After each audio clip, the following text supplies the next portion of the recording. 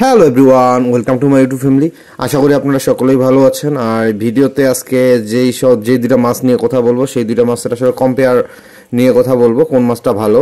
আর প্রথমে যেটা আছে এসবি টক্সিডো হচ্ছে হোয়াইট গাপ্পি, সেই গাপ্পিটা আসলে মোটামুটি ভালো, কিন্তু এই গাপ্পিটা হচ্ছে ক্রসের পরিমাণ খুব বেশি আসে।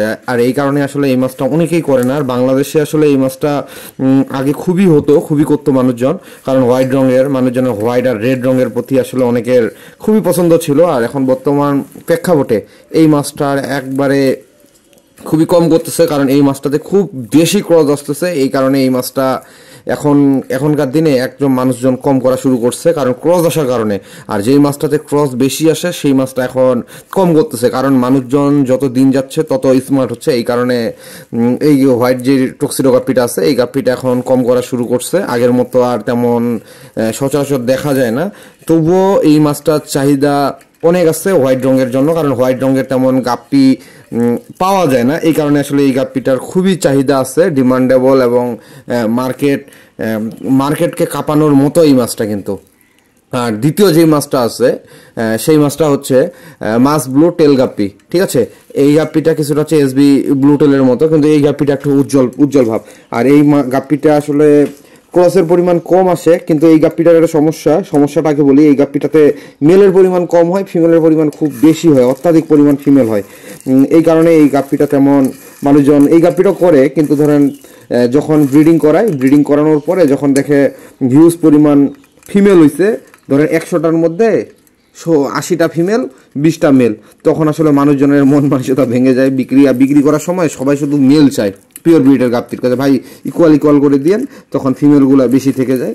আর এই গাপ্পিটা শীতকালে বাচ্চা ভালো দেয়। আর এই গাপ্পিটা বর্তমান সময়ে যেটা হোয়াইট টক্সিডো গাপ্পি বললাম, ওই গাপ্পির চেয়ে অনেক আগে আসছে। আর এই গাপ্পিগুলো এখন আসলে একুরিয়ামের সৌন্দর্যের জন্য আসলে অনেকে গাপ্পি রাখে। একুরিয়ামে যখন সৌন্দর্য ফুটে ওঠে গ্লাসে, তখন আসলে ওই গাপ্পিগুলো রাখে। আর মোটামুটি দুই ধরনের গাপ্পি আপনারা কম্পেয়ার করলে বুঝতে পারবেন। ওই যেটা হচ্ছে ব্লু টেল গাপ্পিটা আছে, মাছ ব্লু টেলটা, সেই গাপ্পিটা আসলে দুইটার মধ্যে আসলে ডিমান্ড বেশি। তার জন্য আপনারা দুই গাপ্পি করতে পারেন, দুইটা গাপ্পিরে আসলে ডিমান্ড অনেক বেশি। হোয়াইট টক্সিডোরও ডিমান্ড আছে।